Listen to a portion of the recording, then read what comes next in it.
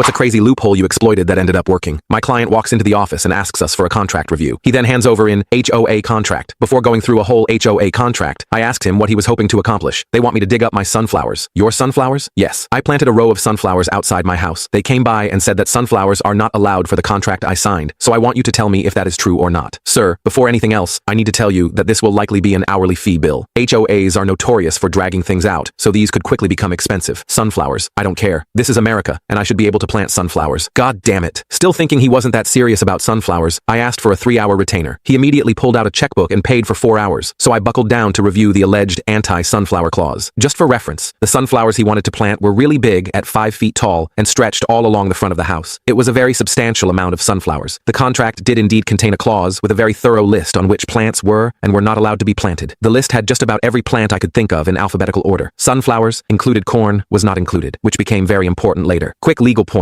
if you write no dogs allowed, it is normally assumed that you are talking about all dogs. Generally, if you write no labs, golden retrievers, or poodles allowed, it is normally assumed that all other dogs are allowed. Sometimes a not great attorney will write a super long list to raise their billable hours, instead of just writing no plants without prior approval or something. I called the client back in for the bad news. In explaining the above legal point, I let him know that the HOA got a poorly drafted contract. No, you can't plant any sunflowers, but if it makes you feel any better, they were probably overbilled by whoever wrote this contract. Pretty shoddy work too. They even forgot to write down corn, but they included nonsense like dragon fruit. So I can plant corn but notice sunflowers? I didn't really check the contract for corn, but it's not prohibited in the plant section, so probably excellent. That'll work. I thought he was oddly happy with the bad news. Then, 2 or 3 weeks later, he came in with a picture of his house surrounded by huge sunflowers. What happened? This guy drove out to the country and bought obnoxiously large and ugly corn stalks. He promptly planted them where the sunflowers had been. When confronted by the HOA, he told them to suck it in. The contract lets him plant corn. Then, after some negotiation, he agreed to take the corn down in exchange for permission to plant sunflowers. Now we are friends. He is still a great client, and he lives surrounded by a ridiculous mode of sunflowers.